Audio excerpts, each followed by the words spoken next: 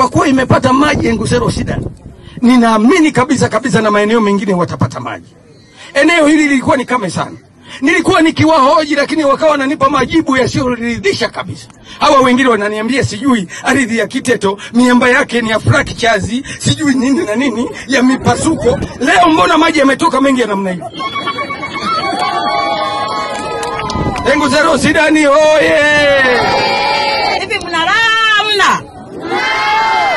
Kama mimi? Ndio. Sijui itakuwaje. Asanteni sana. Ndugu mheshimiwa.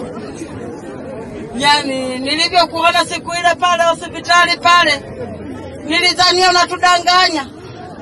Lakini leo kukusikia unakuja, nikawahi mapema nije nikusubiri.